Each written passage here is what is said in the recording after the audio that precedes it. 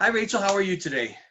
Good. How are you doing? I'm great. Thank you so much for joining us today um, from Northern Michigan. Yep, Hopefully, some beautiful weather up there today.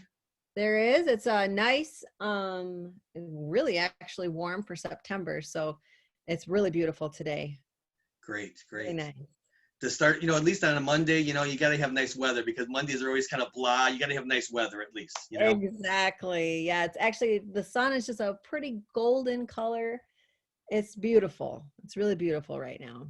Good songwriting weather, right? Just kind of sit there and look at the sky and look at nature and say, wow. Exactly. So I just want to bring our future audience in and introduce you to everybody. This is Rachel Brooke. She's a singer-songwriter from Northern Michigan. Highly anticipated new album coming out on October 23rd, The Loneliness in Me. And I just thank you so much for taking some time with us today to talk about your career and this new music that's coming out. Well, yes, it's a pleasure. Thank you so much for having me. My pleasure, my pleasure. Um, I'm going to start kind of at the beginning a little bit and just ask you, how did you first get involved in playing and singing? And, how was it you decided that you wanted to make this your career, your life? Well, it started when I was a kid. My mom and my dad both played music. My dad was a banjo player and a guitar player, and then he recruited my mom, and she played the upright bass. So music was always kind of going on, and if it wasn't live, it was on the on the stereo and stuff like that. So I always kind of was around it. And then I ended up taking piano lessons when I was real little, and then kind of just was always music was always just a big thing. So when I was about 17 or 18, my dad he could see I was kind of taking an interest in playing the acoustic guitar, and so he recruited me to play in his band. And so from there, it's just kind of been like learning how to play that old kind of country bluegrass stuff. I always was around it, so it was a very natural thing. But then like really learning how to perform it was learned through playing with my dad, and then I started to learn how to write, and then kind of just went from there. That's so awesome to grow up in that environment and how much our parents influence us to see that, wow, that and Yeah, just to be around all of that and just kind of gave you your foundation, just kind of, I mean, at some point it just clicked and you're like, okay, this is what I'm going to do. I've seen this my whole life. exactly. It's kind of cool because it's like it almost wasn't even a choice really. Like it must have been at some point, it must have, but I don't remember it being a choice. It was just kind of like, this is my life from beginning to now, and probably will continue to be. Um, and I just, yeah, it just feels, I'm a very nostalgic person, I think. So it's like anything that makes me feel good, I do. So like I think it kind of brings me back to being, just hearing the music and stuff, being around music all the time. It just makes me feel good. So Yeah, music has a way of doing that, doesn't it? There is so much nostalgia in music and the whole process. It's so oh, good that definitely. Yes. people sometimes talk about how they can be someplace and hear a song and remember the first time they heard it, where we were at when we heard it. Remember the sights and sounds and even the smells of that place when we heard something for the first time. Oh yeah, definitely. Yep. And that's something I always try to like, I don't even know if it's conscious, but I do. It's almost like I always try to want to grab that same kind of thing, and from being a child and hearing those sounds and all that kind of stuff, it just sticks with you. And you always kind of want to try to find that again. You Right. know what I mean? Yeah. Oh yeah, absolutely. Yeah. Yeah. Um, Knowing that, some time has elapsed since the last album, about 8 years. Yeah. Um, I was just wondering what the process was when you decided, like, okay, it's time to make another album. And I know you were very busy in that time, but like, how did you decide this is the time? Um, well, there was yeah, there was like a kind of a rough patch that I was kind of going through personally, with not being able to necessarily spend a lot of time to create, as like a mom, and kind of you have to sacrifice a lot of stuff. And I do that, and I did that, it was I like to do that, but it Yeah. was also other things had to be on the back burner. So eventually that kind of started to wear on me a little bit, and I just like, I got to start you know working on some new stuff. And yeah, it kind of, maybe about a year and a half ago, I think, is when we really started to just like start focusing on it. And it turns out that I had a lot of stuff to write about during that time, like a lot of me felt like I don't know. I mean, I'm not on the road anymore. I'm not like being exposed to like all these different places and people. How am I going to be inspired? But it actually was the opposite. I was inspired by not being out there. Like it actually worked out like perfectly. It's almost like it was meant to be, like, like a lot of the songs, or especially The Loneliness in Me, that track, that's completely inspired by that time away from music.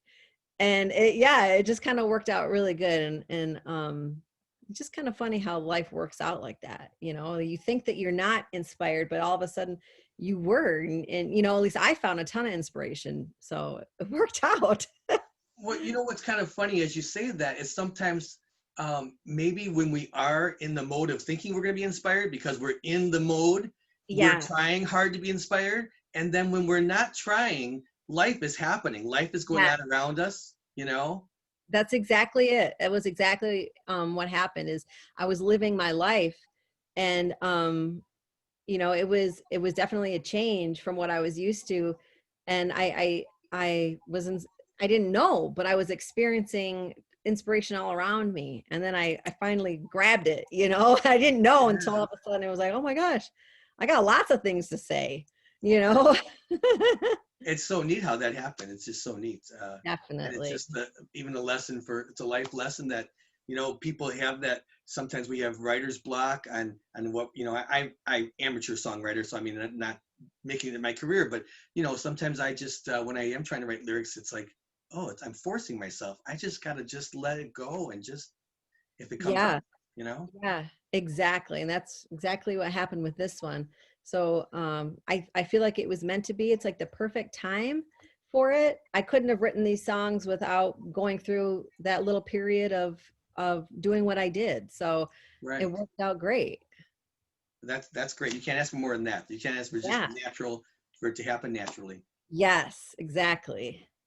um, During that time, I know you've kept very busy, like you said, raising a family and professionally, you were doing a lot of different projects too. Maybe you could talk a little bit about a couple of other projects you did leading up to this new album. Oh yeah. So after my last full length, A Killer's Dream, I did a 7-inch record that was 6 very, very short songs. And that was just kind of like a little project. I didn't, really hype it or anything like that.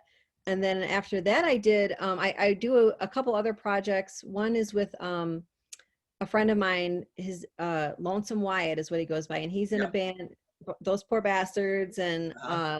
just Lonesome Wyatt. And so we've done a couple albums together. So we released another one, I think it was in 2015. I think it was 2015 or 2016. And so I was working on that. And then after that, I did another band called Modern Mall. Um, and that's a little bit different. It's a little bit more experimental, I'd say. There's definitely like a slight country to it, but it's also kind of more inspired by the Beach Boys and just some strange, weird other things, but it was fun. And I like to do those kinds of things because it gives me a chance to explore other things. I love country music and I love bluegrass and I love all that good stuff, but I like all kinds of stuff. And it's nice to be able to have an outlet for that kind of stuff. Yeah, yeah.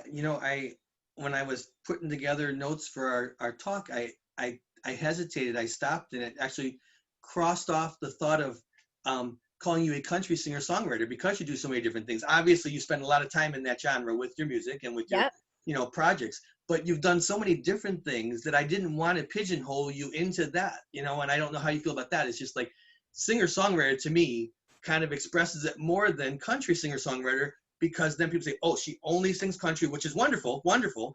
But Yeah. that you also kind of have ventured out into these other projects and done some. I've listened to a little bit of them, and it's interesting. It is. Yeah, it's definitely different, and it's fun too.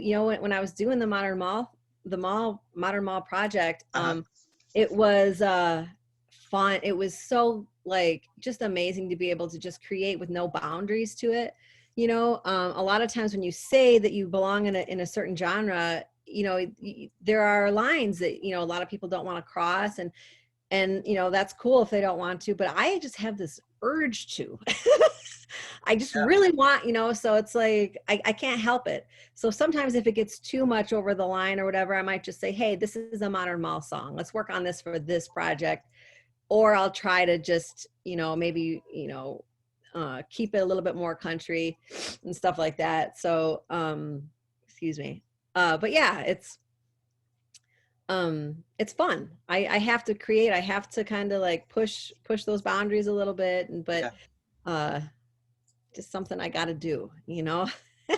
Well, it's so awesome because it's got to be cool that when you're singing and you say, okay, this is a little bit off center of what I normally would do for my own albums. But then in the process of doing that, something else, a whole nother project in addition to the ones you've already done might even come up. And in addition to so many collaborations, maybe like, hey, I got to Oh find someone yeah, who would want to do this.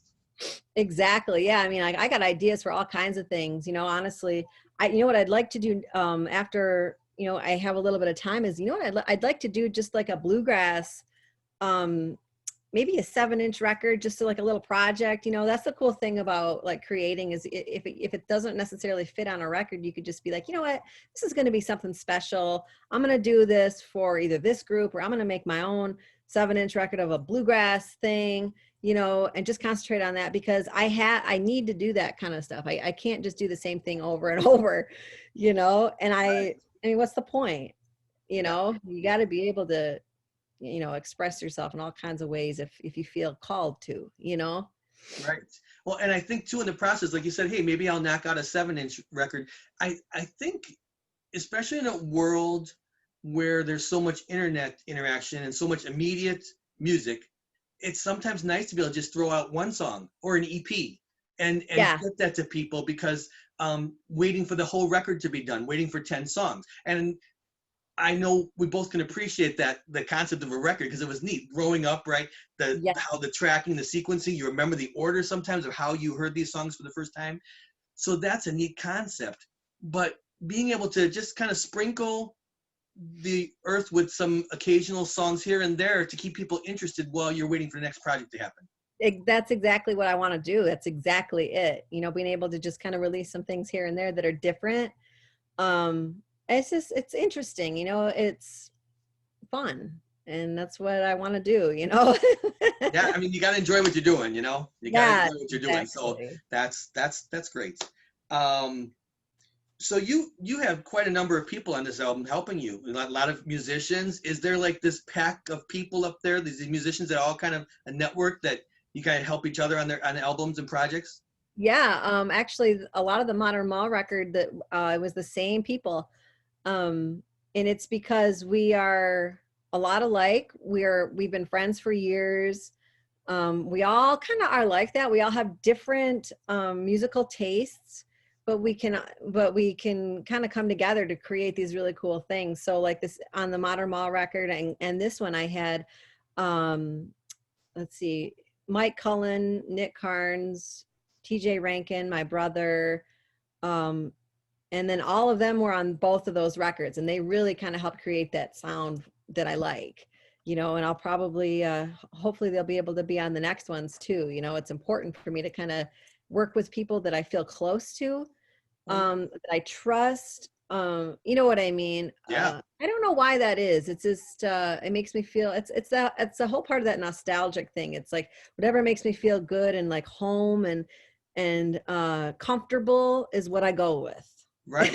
Well, that's so important because if you Yeah. feel uneasy about something or you feel like you're selling your soul to a different Yes. idea or what a record label or what someone else would want you to do, it's like you get a little it doesn't the creative flow doesn't work as well, I wouldn't think. Exactly. And I'm a very nervous person. I wouldn't say nervous, but like if I'm very sensitive to things that might throw me off. Yeah, And so that's why I always, like, even on the road and stuff, anytime I go on the road, it's almost like I always have people that I'm with me, either in the just are coming along, and it's like just to, you know, be with me, because it's I like that feeling of being comfortable and close and home. It's like I have to have those feelings with me, whatever I do. Otherwise, I start to kind of get just this isn't right.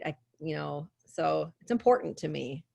There are many other musicians in the industry who have even brought furniture with them Yeah, on a tour, like a favorite lamp or an end table, and they just felt comfortable.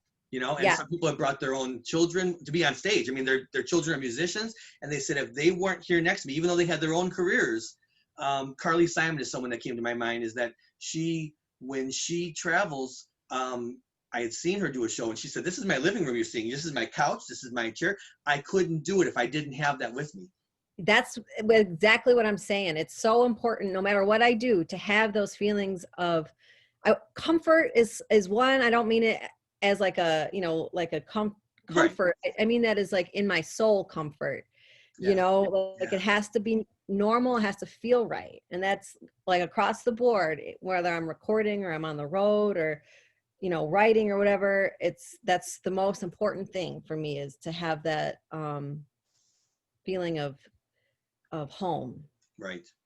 So Well, definitely having people with you that you are comfortable yeah, musicians and everything. And I would think too that you're all you work together. If you're working with a lot of studio musicians that are people that you haven't met, you're having to think about, well, pay them by the hour and this and that. And I would just imagine, correct me if I'm wrong, but like all of you together want to help each other on these projects, and you're not thinking about the 7-digit figure. You're just thinking, let's just help each other and make some music. exactly. And I value their ideas so much too. I mean, I was just thinking about this the other day, like everything about this record is, yeah, it's my record that I'm putting out, but I couldn't have done that without everybody that was a part of it. Like the musicians, my brother recorded it, my friend Jess did the photos, my friend, uh, who did the artwork and all that kind of stuff. Like, it's just crazy, like how much I like need everybody. It takes a village, right? It takes a village to do it. It takes a village. Definitely, yeah. And they just did so good. And I'm just really happy that I have such great people with me. you know It makes the project flow easier too, and you're not having to think about some of the things that you might have to think about if you were trying to, please a record label or something. It's just the things, or exactly, the things that they might want you to do. exactly, yeah. It's a hard thought to think about. Yeah, yeah. Um, was your record all complete before the pandemic kicked into full gear? Were you all done and ready to go, or? Almost. I was almost done. I was, I would say about maybe like 85% done, maybe even more than that. I was just missing a few things.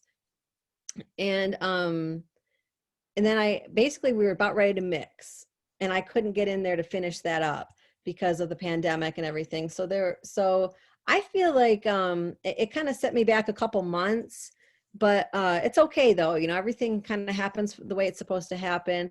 And so I wasn't going to rush it, but I definitely wanted it out this year. So Yeah. it did kind of set me back a little, but eventually I got in there, and we were very safe, and we finished up the mixing of it, and then everything else I could kind of do, I could send it off, so it Right. worked out pretty good. Oh, that's good. That's good. Yeah. Did you during this time? I know you've been very creative to keep yourself in front of your fans through the wonderful world of social media, to be able to do that in today's world. Maybe you could tell us about a couple of the creative things you did to stay in front of people. Yeah. So I did a lot of live streams. Well, I try to do maybe like once a week, or maybe a couple times a month. But I also did this cool thing. It was called Direct to Vinyl Records. So Yeah. like I did this campaign where people could choose a song of mine, and then like they could choose from a list. I think I had like 20 different songs, and whatever song they wanted, I would record a little message to them and do it live. And then this company out in Brooklyn would take that file and put it direct to vinyl. So it was just one of a kind records for people who wanted me to speak to them on this record, or sing this song for them. on a record, and it was really cool. People, I think people really liked it, and it was a very personal thing, and yeah, it was fun to do. It was a lot of work, but Oh, I'm sure. yeah, but it was cool. I remember seeing on some of it as I was doing my research to talk with you. I remember seeing some of your posts saying like, "Okay, we're pretty full now. We've got. I'm doing this day and night recording these songs, and you had to have a cutoff point because it was so popular." Yeah, it was, and it was a lot more work than I thought it would be. I'll tell you that. Like when going into it, it was like, oh yeah, I can just do, and it won't be a problem. But I was just like, oh my gosh, like I could only spend so much time during the day doing it before I had to just, I think I could do, maybe a handful. I think I tried to do 20 in a day, and that Wow. is a lot of Yeah, I work. can imagine. Yeah. So, but I did it, and it all worked out well. And I think people really liked it. I did this, I wrote this song for my stepfather, and he really, really liked it. It's kind of about him. And I think he thought it was so cool because I did one for him for his birthday. And it was a song about him, a one of a kind record for him, with the song being about him. It was pretty Wow. cool. That's Yeah. something that you could never ever. It's a keepsake that you could never ever part with. Hold it very close to your heart for him to do that and Yeah. have that. Gosh, Yeah. that's neat. And I don't know that people realize. I mean, it was interesting to me to read about what you were doing because putting an audio recording on it, we don't think of it. I mean, it makes sense, right? I mean, it makes perfect sense, but you think it's always music, music, music because you think, how do you record audio onto a record? I mean, talking. Great. But I mean, that's why not? I mean, it doesn't, you know what I mean? It's logical. It's just that you don't expect to be able to have someone have a song and then a personalized message right on that vinyl. That's so neat. I know, it was so cool. A friend of mine showed that to me, and I said, "Oh my gosh, I have to do this." I think a lot of people would really like it, and it's just such a cool idea. And I jumped right on it, and yeah, so cool. I loved it. I love doing it, and it's just a great idea. Yeah, well, I mean, it's so creative, and it really does make you stand out to your fans that wow, look at what she's done for me, and I have this always. It's so neat. Oh, Yeah. I can't say enough about it. I just was when I read that, I was like, wow. Um, besides the collectability of that process, do you think when people are buying vinyl these days, they're buying it more for the collectability or the sound? You hear, that maybe a CD sounds too bright. You hear the vinyl sounds perfect, and you hear the flip flop. What do you Yeah. think? Well, I think it's both. I think people buy it for both, collectability, because a lot of times, like when I'm buying vinyl, I look for the ones that are like the limited editions and kind of stuff like that. Yeah, yeah, So me too. like, because a lot of places when they do vinyl, they'll do like a certain number of this color or this variation or something. So it's like, to me, it's like, oh, I got to get that one because there's Yeah, only so many of them made. But beside that, I also like listening to things on vinyl. It just like my first stereo system that I had was for vinyl records. I was still in that age where it was mhm, like I didn't have a CD player yet.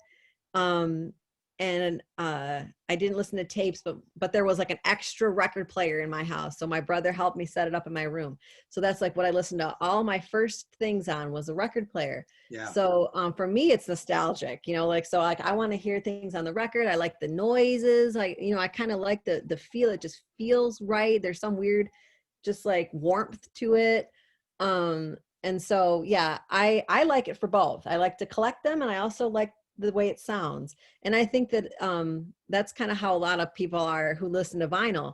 It's that same thing. And another thing is that you can actually like have the artwork in your hands, and it's big. It's Yes. CDs are great too, but it's like, like you have like the whole thing in your hand, and it's just an experience. Yeah, No?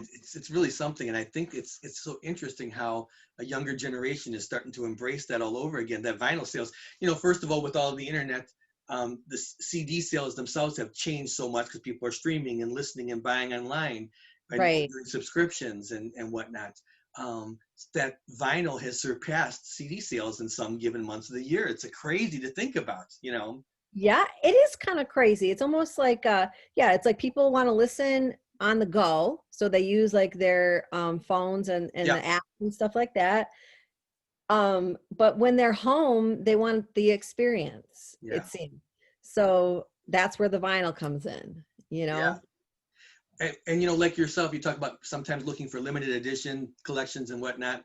So I've got a thought here that I think is going to be real good for the future of fans and purchasing music. You know, I buy a lot of things and I don't open them. So I think what fans need to do is buy two copies, right, Rachel? They need to buy two Yes. copies, one to Oh, listen to and one to keep sealed, right? yes, exactly. That's what my mom does. Actually, she does that. She's like, she Yeah, has all of my things, and she has one sealed and then one open to listen to. And I think that's a great advice. I think anybody who's listening should go to my page and buy two. yes, I think so. I think so. But you know, it really is. It's kind of neat though because I buy these things, these limited edition things, and they're colored vinyl and things like that. And I know I've seen some of the ones you've even gotten the companies to be able to mix different colors in together Yeah, and kind of it's so cool. And you know, I haven't decided what I'm going to purchase yet. I have to decide which one or what I'm going to do for this new release. I'm still thinking about it, Rachel. yeah. Uh, Well, you got time. you'll Yeah. see my order soon. I'm trying to figure out. I was looking at everything. It's like, wow, this is so neat.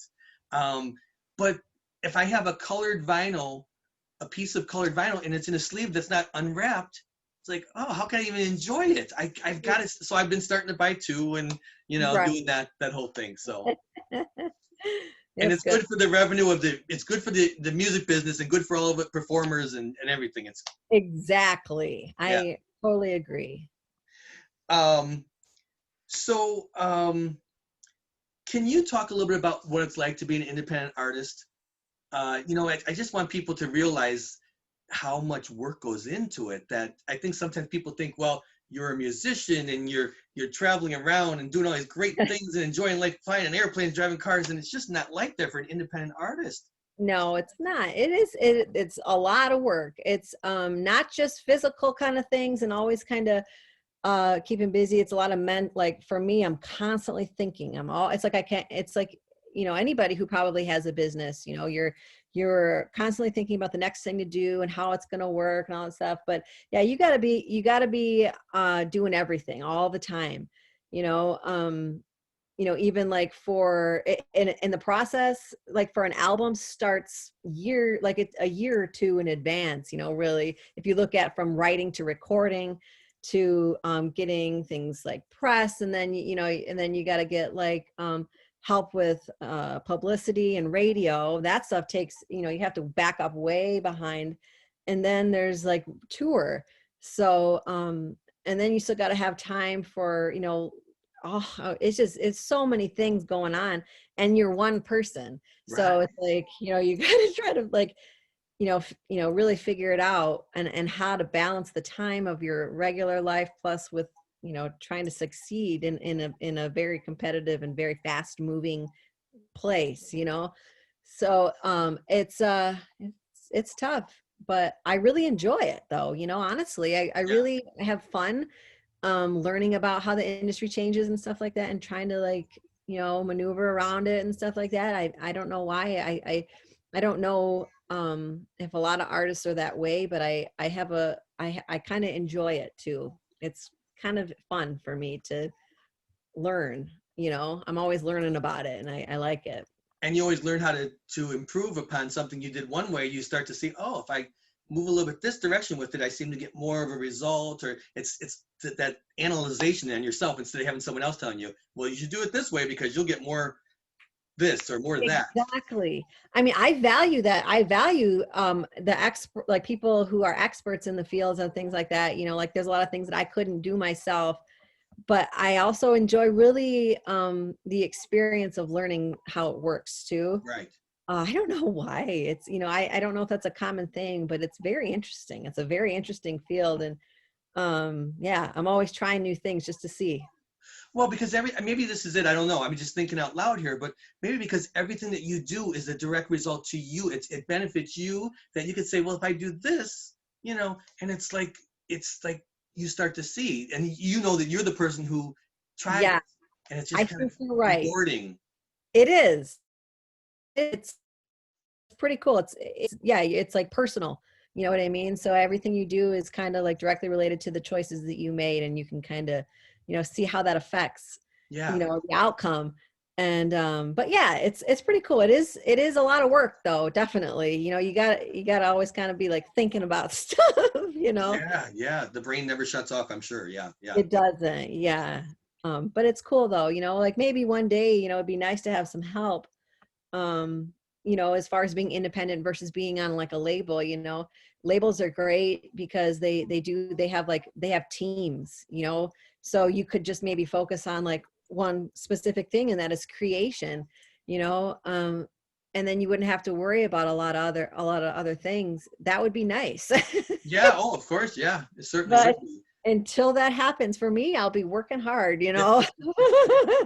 But maybe this is a good thing too, because then as you do these things, the things that you wouldn't want a label to talk you in or out of later on. You say, I've tried this. I know that this works. This is tried and true, or that Yes. this does not work, and maybe save yourself several months to years of trying, failed projects with them that they like, we kind of do it this way. You say, no, I've done that. It does not work for me.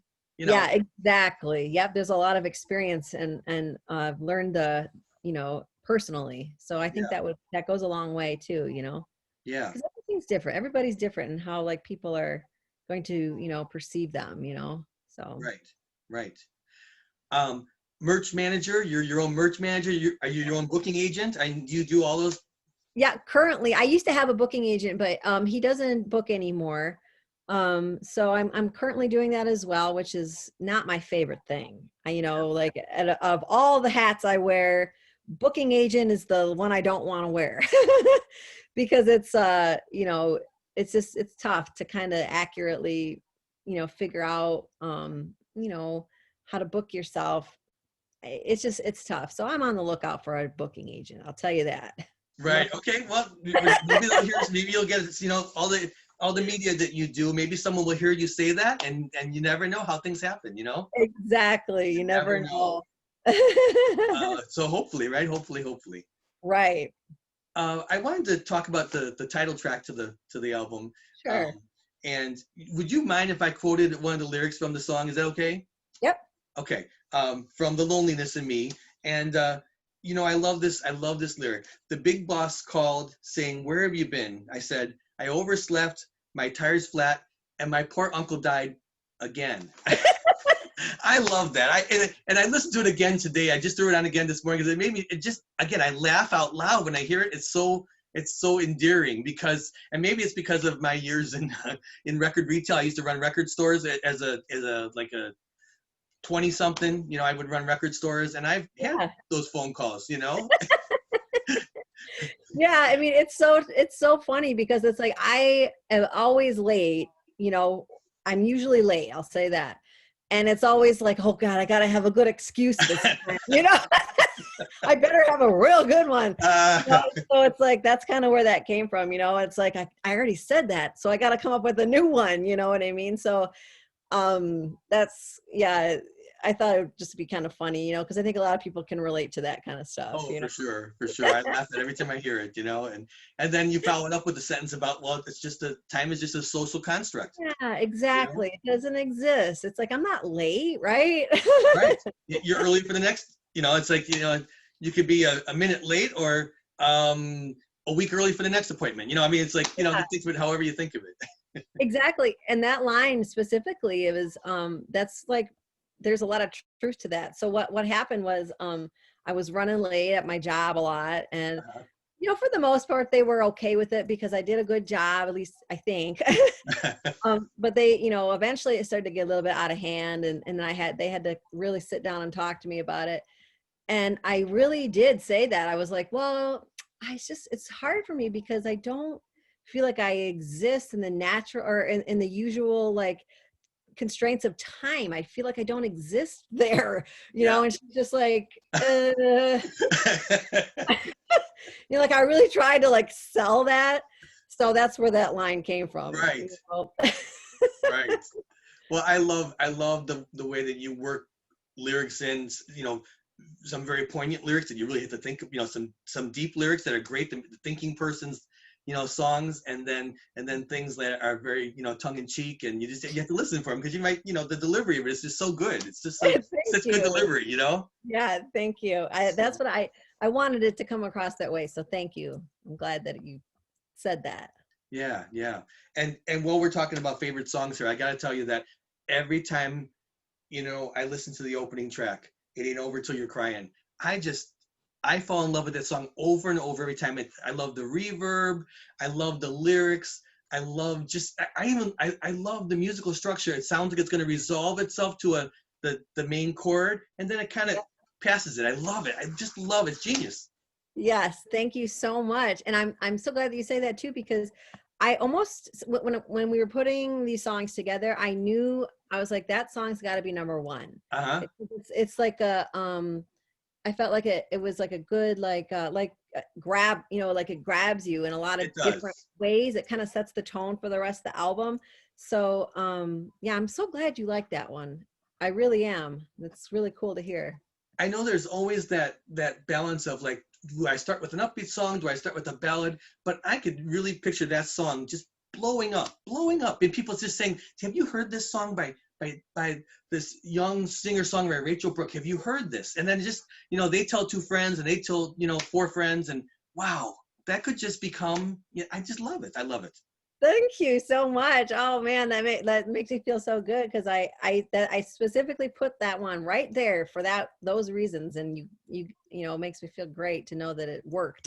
I think it was a really good choice. I love the sequencing of it, that it's the first track, because it did. And I listen to a ton of music. I really do, and it's all genres. I listen to so many genres of music, and uh, I've always done music jobs my whole life, and worked for record labels at points in my life, and worked for music stores, music theaters. I've always been around live music and recorded music, and Yeah, boy, it it's so important, that first song on an album, because the first thing someone's hearing. It is in the concept of the CD or the vinyl. When someone's going online, they're clicking buttons and trying different things. right.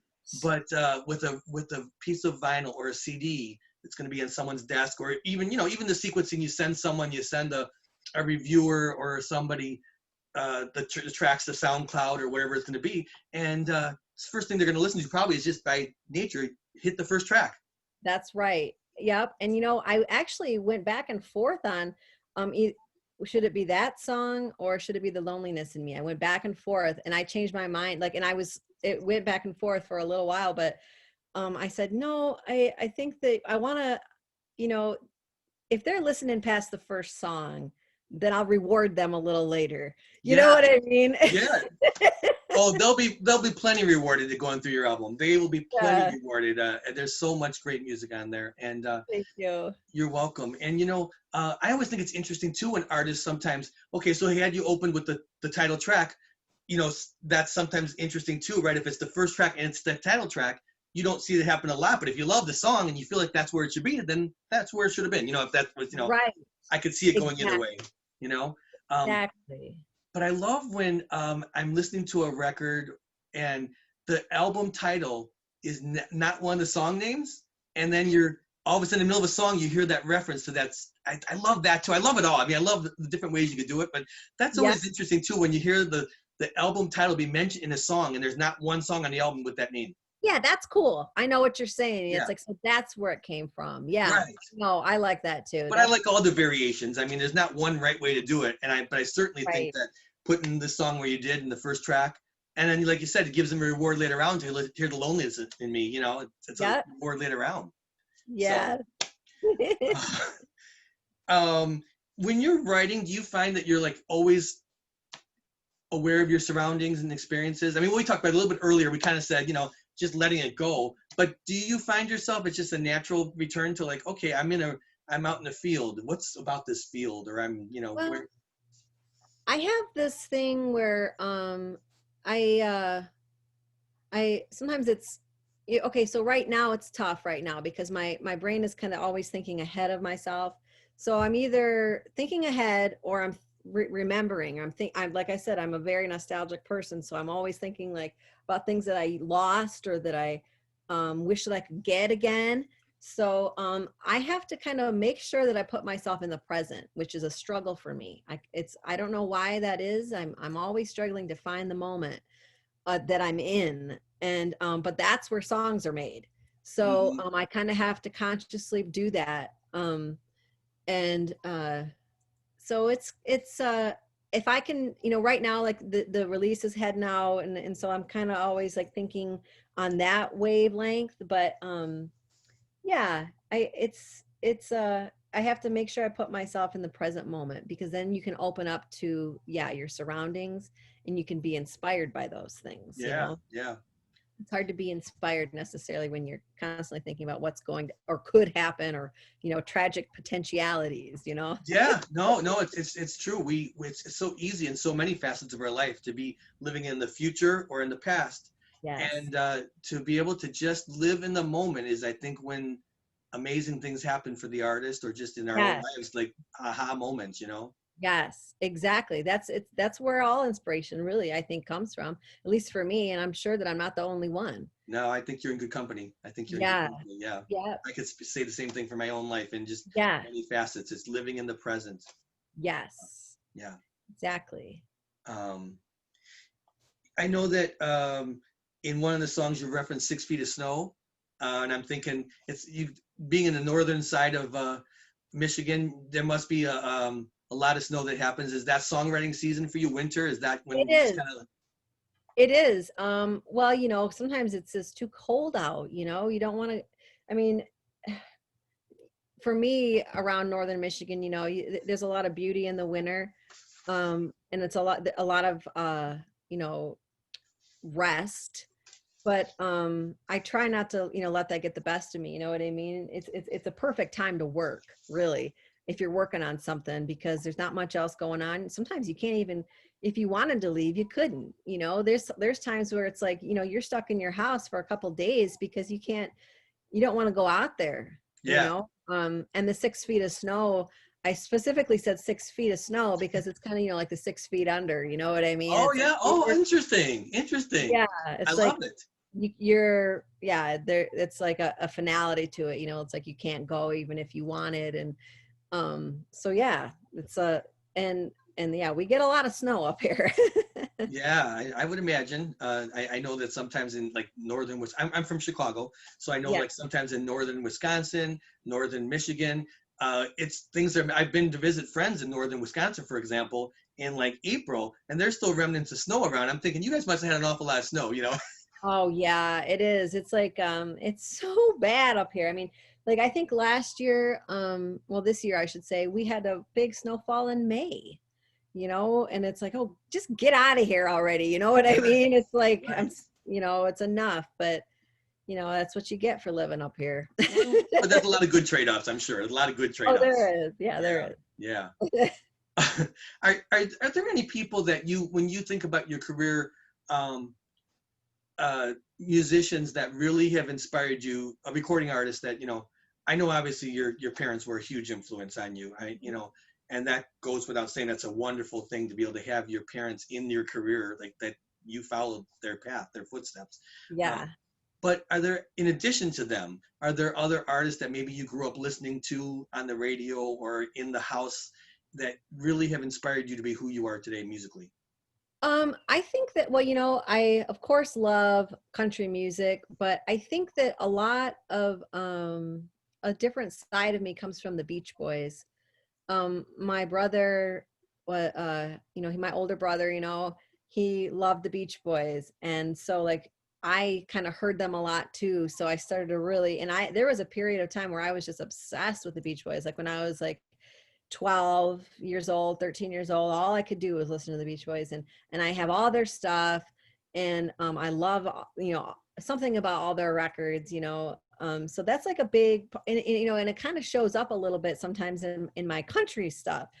And I don't really think it's on purpose. Like I don't consciously try to merge the two, but it does show up. And but yeah, the Beach Boys is one. Of course, Hank Williams, Johnny Cash. uh I love Fats Domino, which isn't really country, although he did have a few like country inspired songs in his career. I just, and it's funny because like I'll get super obsessed and hyper focused on a band, Yeah. and all of them. So it was like I got super obsessed with Hank Williams, Johnny Cat's Domino, and that's just like all I can think about, all I want to do.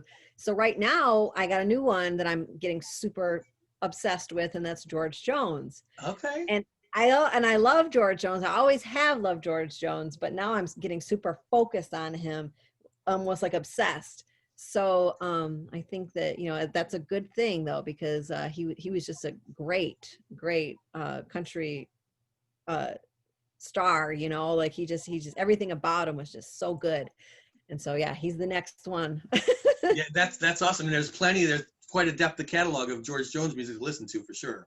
Exactly. Yeah. I mean, he's just so good, I'm just really looking forward to really digging in on a lot of his stuff too. I mean, I already have started, but yeah. That's neat. And it's nice too in the world we live in that so many people have documented that stuff on YouTube. They've TV showed from the 70s or whatever, to see him performing and to see some of those Tammy Wynette, George Jones performances, or to see George on his own or with other artists, to go back and be able to watch it. How I cool is know. that? It's so cool that you just said that. I was watching one last night on YouTube.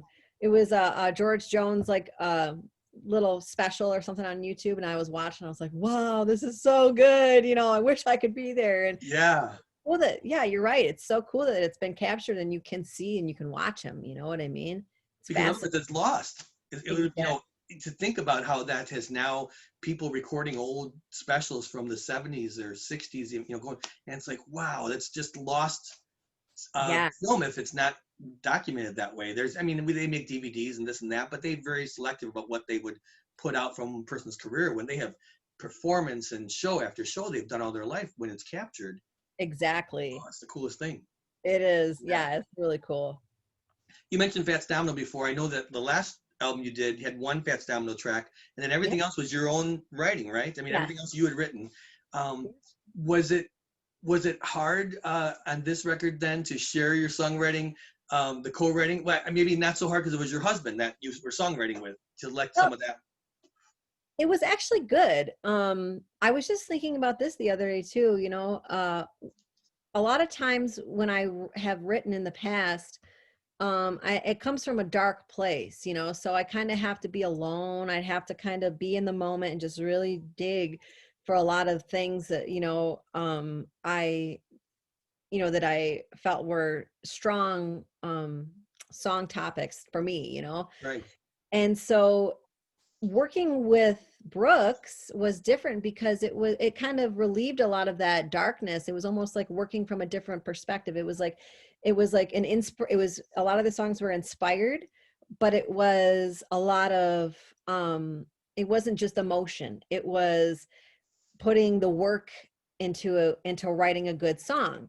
You know what I mean? So it Right. was I think that like I feel like I've turned a page as far as like my songwriting process is. I'm not just inspired by how I feel anymore. I'm inspired by a good song and I want to write one too. You know what Yeah. I Oh, mean? yeah, yeah, yeah, yeah. I love that.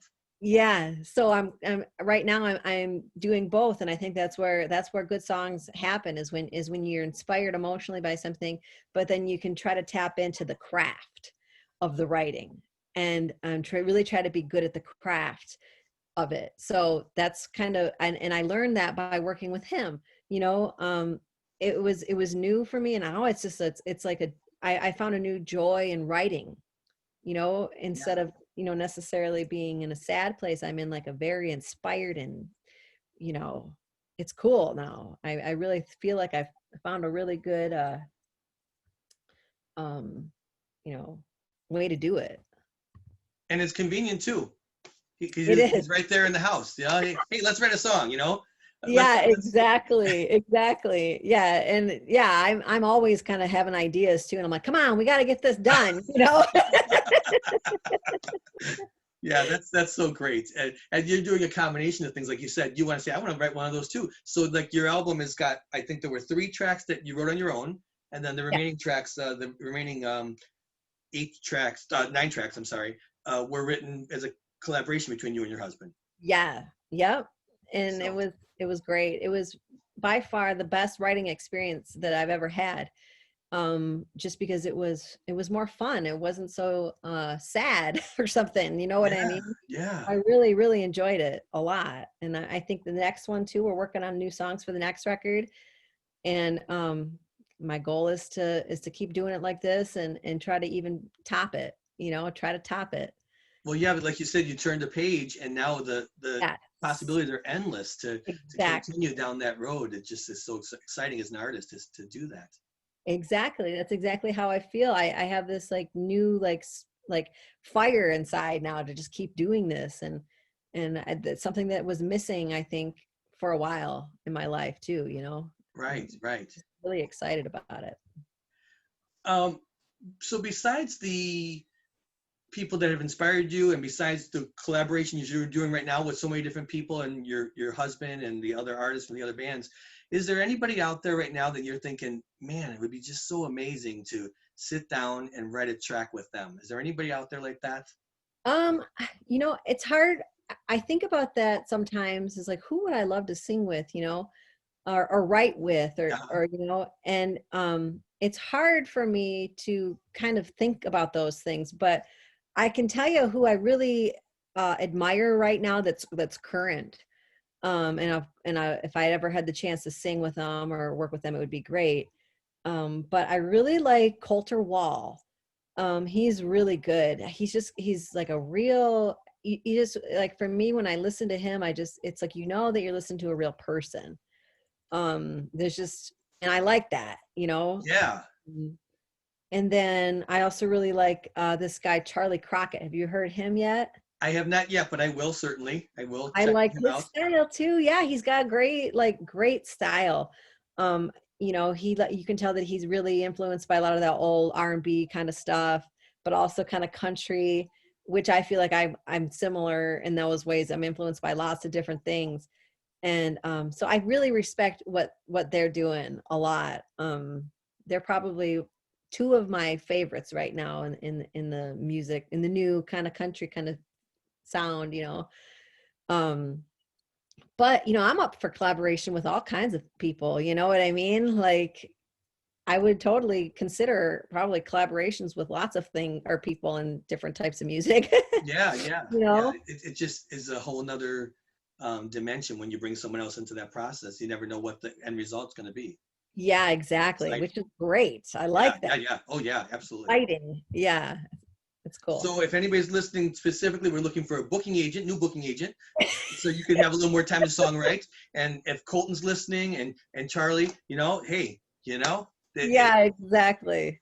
and in the world too, where there's like so much social networking too, you're bound to cross paths. Or it's just sometimes just an email or a message that turns into a collaboration that you would have never. That's true. There's lots of, I mean, really what they say is you're more connected to somebody than you would think.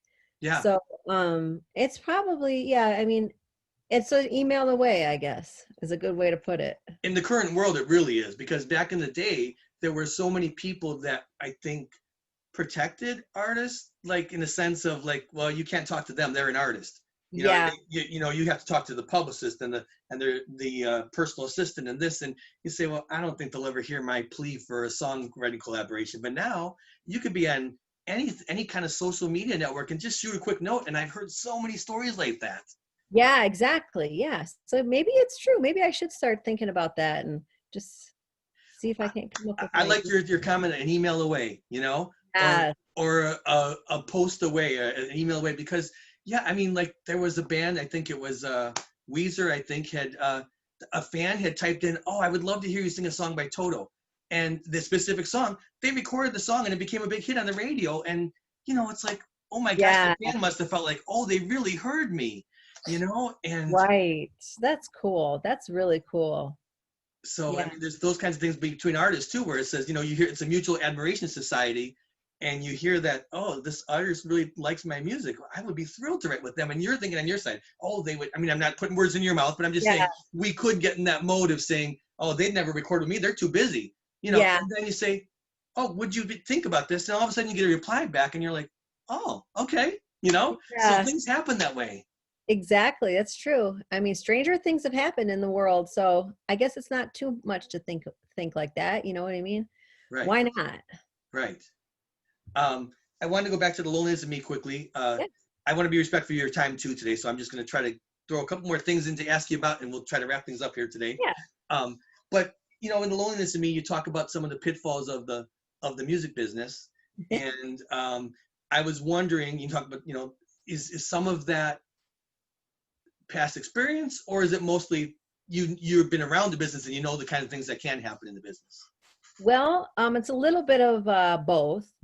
Um, it seems like a lot of times, like I mean, I wouldn't say a lot, but there have been some instances where I've turned some things down that might have been good for me, I guess, but not like not like big record label, big record deals, but little things like that maybe could have been good, but I turn them down. And so part of it's true, but a lot of it is just kind of poking fun at the way it is. Right, You right. know what I mean? A lot of it's just kind of like, how silly is this? You know what I mean? Like, this is the way it is. And I think it's kind of funny that Yeah.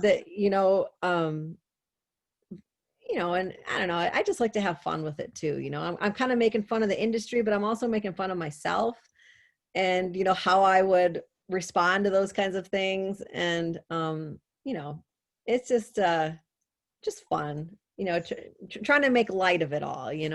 Yeah, it's a good way to do it, because it is true, and sometimes the best way to be able to um, accept some of the situations is to look at them from a distance and say, this is so silly. We're all just out there trying to make our art happen, and why are all these hoops that we have to go through to record? What makes this artist different than that artist, or this process, or Yeah, that's exactly it. It's like we're all just kind of like, trying to do the same thing, and one of the most important things in my life is humor. So I love to laugh. I like things that are that naturally, organically make me laugh. yeah, And the more I kind of like anything you think about is funny if you look at it the right way. You know what I mean? right, right. I mean, not everything, but a lot of things are. And that's just, I think it's a good way to be, is just kind of, you know, look at it in a different, maybe more of a positive way, even if it's kind of funny. Well, and when you say that about like everything it's true, because even the darkest moments, if you could put a moment of humor into it just to lighten the mood and to readjust something in the brain, humor does fix a lot of things. It's not like irreverent. It's not to be irreverent about a serious situation, but it's like if there's a serious moment or a dark moment in life, to be able to just take a step back from it and say, you know what? It works. This, Yeah, it works. Like I find that in my life a lot. My husband and I are both like that. We're always like kind of making fun, not making fun, but just kind of finding humor in things, because it does. It helps you to get through some dark times. Um, and it's like, especially with that song, a lot of it is like, being an artist, and a lot of times, you're trying really hard and you take yourself seriously. Well, this song is basically trying not to take yourself too seriously. right. And it's something that I've learned throughout, like, the time kind of being away from music and working a job and being a mom and stuff like that. I definitely learned very quickly not to take yourself too seriously. Yeah, yeah. Because it's like, yeah, it doesn't matter. You know what I mean? So, yeah, I think that, that's, I think like a lot of people can maybe relate to those kinds of things. I think so. And I think if there, we know that in the industry, there are a lot of people who just get to a level of success, and the people around them build them up so big that they almost are surreal. And I think that this period of time where we're all kind of networking over the internet and doing these things, not able to do a talk show, a talk show host can't do their show live, just getting Right. back into it now, or performers have to be online in their kitchen with their kids running around and the spouse, And I think a lot of people have taken themselves a lot less seriously, just saying, they took longer to learn it than the average everyday person. But now that they're in this mode, it's like, hey, they're cooking brownies in the oven right now while I'm interviewing so and so, and it's right there. It's like, okay, Exactly. Yeah. And I mean, in some ways that's good. You know what Really I mean? good, really good. Yeah. And yeah, I think it's pretty cool. I think it's pretty cool. It kind of forces you, not, I don't want to say forces, but it kind of opens your eyes a little bit to, what's real. Right. Like, and that's good. It's kind of good to, be in touch with those things. And I think the fans love it too. They love seeing that all of these artists are just regular people. They put their pants on the same way, one leg at a time. And I mean, it's like to see that, and you've done a really good job just in seeing some of your social media and your live streams and everything. So watching those, people love that. They're in your living room watching you plug a guitar in or turn your microphones and set things and talk a Yep. little bit. They see that you're just one of them, and it just makes the experience that much more personal. Yeah, because it's true. We are all, the same, and I would of course never want anyone to think that I think the opposite, Right. because we are just kind of one thing, we're all one. And I think it's good that people don't see me as a, you know, I wouldn't want that. That's for Right. sure, you Right. know. Well, these opportunities make themselves even more real they make artists more real. And I think that some of the people that maybe were in places in life where they seem so, some of these, whatever, big talk show hosts or super celebrities, you see them just, making eggs and bacon in their kitchen while they're talking to someone. And just like, I don't know, it just kind of, and even like, do you ever notice this too? I mean, so your fans know your lyrics. I'm sure that, when you're out doing your live shows back in that moment in time that we'll get back to very soon. But Yeah, when you're out there doing it, you see fans out there singing your lyrics. That's got to be the coolest thing in the world too. it is. It's almost overwhelming, because when you write those, you're writing and it's coming from your mind or your soul or wherever, and you write them down. And so it's like kind of like a personal thing from you. But then when you hear people sing it back, you know that it was a personal thing for them. Right. And it's like this connection, and it's just so magical, really, to Yeah. think about that, and it's like, wow, people really connected to that, what I was saying. And wow, it really means a lot too, to know that that happened for them, Yeah. Yeah. it's pretty cool. And sometimes a lyric might slip out of your head and you might say something different and people get a little chuckle. It's not because they're laughing at you, but they're just saying you're human. Like Paul McCartney, for example. I mean, someone asked him when he made a mistake in a concert one day, did you do that on purpose? He said, no, I really forgot the words, but the audience just ate it up and said, oh, he's human. He forgot a couple lyrics to his own song. Yeah. Oh man, that's happened to me a few times. I got some songs that are like kind of long, and it's just, and people really like them. So I try hard to put them in my set, but I'm like, oh no, what's the word? My brain is pretty forgetful. So that happens a lot, Yeah. Yeah. unless you got like the paperwork right in front of you, but I Right. don't usually do that. So it's gonna happen. um, have you ever thought about, like, Nashville's obviously south of you, a few hours south, 4 or 5 hours south. Have you ever thought about bringing Nashville to you? And I know it sounds funny, but like creating it up there in your part of Michigan. Your brother has a recording studio. You Yep. have all of your equipment and your music and your life up there that would maybe be hard to let go to move to Nashville or somewhere else, Austin or somewhere else, anywhere. Where have you ever thought about bringing Nashville to you and bringing artists up there to do some shows and Yeah, that I actually have kind of thought about those kinds of things, like maybe making my own you know, place, like a place for people to come and play or record. There's actually I have a lot of people up here who are like the same kind, they do lots of different things. So they're musicians, or they do videos, or like they do animation, or they record and they kind of like have, I don't know. I guess I know a lot of people who do all kinds of different things, especially like music. It yeah. wouldn't really be that tough, I guess, to kind of make our own little thing up here. Um, yeah, maybe I should kind of look into that a little bit more, because the resources here are, I mean, just around you for inspiration is amazing. And then like just the people too. I mean, there's all kinds of like artists and people who are just so talented around here. It would be a good place, I you mean, know. you can have the trifecta. You got Austin, Nashville, and levels. You know, Yes, I mean, how exactly. neat would that be? And it sounds, it's you can think about it from a distance and say, well, yeah, I don't know, but I mean, like, how cool would that be? Nashville wasn't Nashville until music came to them. That's Austin wasn't true. Austin, you know? That is so true. Yep, maybe you're right. Maybe I should start something up here. You know, Daryl Hall and John Oates. Daryl Hall has this show called Live from Daryl's House. I don't know if you've seen it, but I was looking up the information. It's in Millerstown, New York. So not New York City, not it's out in the farmland. He built this big, huge barn. He invites names from the 60s and 70s, all of his idols, music idols that he's worked with, and they just drive up there to the middle of nowhere, and they cook together and they sing together, they perform, and it's the coolest thing to see. How cool would that be up in Levels?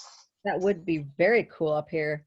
I think you have a really good idea because I mean it's so far away from things, but so full of life too. It really is up here. So that's a really good idea. It's an adventure, it's an adventure for someone to drive miles away from all the big cities and everything, and just to drive Yeah, north.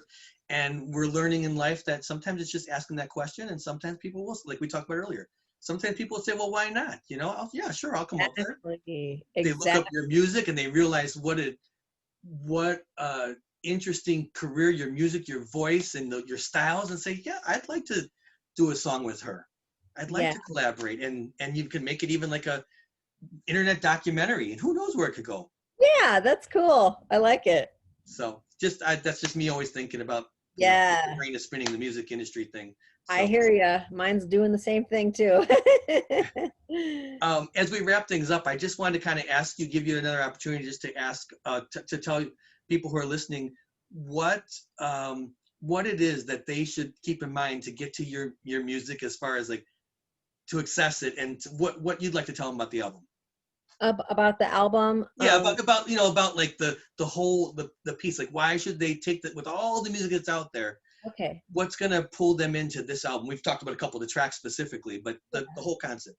Well, I think that this record is it's very unique. It's not so like whenever I look at albums, I or when I'm creating, I want to make sure that it's something that's never been done.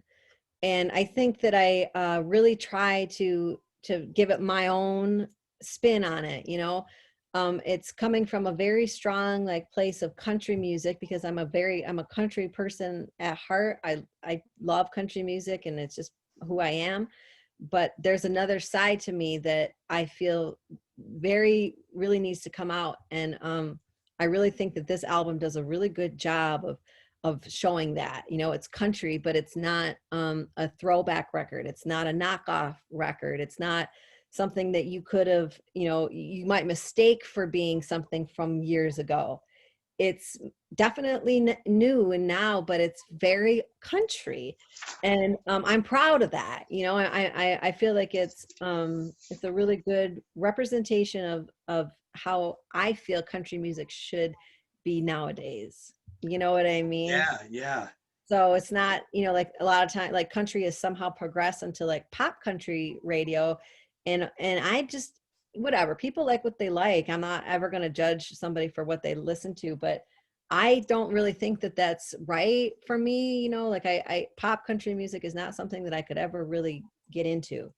I think that the stuff that I'm writing is what I think country music should be nowadays. Yeah, yeah, You know yeah, what I mean? yeah. Oh, absolutely. Sure, I do. Yes. So that's, I guess, why I think people should check it out. It's like I feel like it's the right direction. Yeah. No, that's a great insight on the record, and I think they'll hear that. They'll hear that style, that you're bringing that style back to the forefront, because so much country has crossed over into the pop world. So Right. much crossover, and this is not crossover country. This is true country. The beginnings, the foundations of country and bluegrass, and a little bit of folk, Yep. and it's Yep. those three genres kind of intertwined. Yeah, Uh, exactly. so just want to remind everybody, to pick up this CD when it comes out. Pre-order it, right? They can go. Where can they go to pre-order? To your website, correct? Yep, they can go to rachelbrookemusic.com to they can order a CD or the vinyl, or they can do a digital download. Friday, September 25th, it'll be available for pre-sale on like Spotify and Apple Music and stuff like that. So they can do it digitally on there too. So it'll be pretty much available anywhere you want to and however you like to listen to your music. So yeah, be And then out. the official street date is October 23rd, correct? That's right. Okay. Yeah. So they got to pick up Rachel Brooks, The Loneliness in Me on October 23rd or before. Or, I think you got to order in advance. You got to order in advance because you want to make sure you get a copy. Yes, You got to exactly. do it early and often. So, Right. Rachel, thank you so much. I really appreciate your time. I would really enjoy talking with you, and you've got a new fan. I mean, I really, I'm anxious to see where you go next. I really am. Thank you so much. No, it's been a pleasure chatting with you. I think it was a really fun conversation. And yeah, likewise, I'm just so glad that you are a fan now. And I'm going to help you win more people one at a time. I'm going to work with my own, friends and family and say, hey, you've got to check out Rachel. You just have to. Oh, thank you for that. That means a lot to me. Thank you. And we'll be anxiously awaiting the new project coming out, The Loneliness in Me. And thank you again so much. Yeah, no, thank you so much. We'll hopefully get to chat again soon, huh? I hope so. I hope we certainly Okay. can. Thank you, Rachel. All right. Yeah, I'll talk to you later. All right. Have a great day. Yeah. Bye-bye. Bye-bye.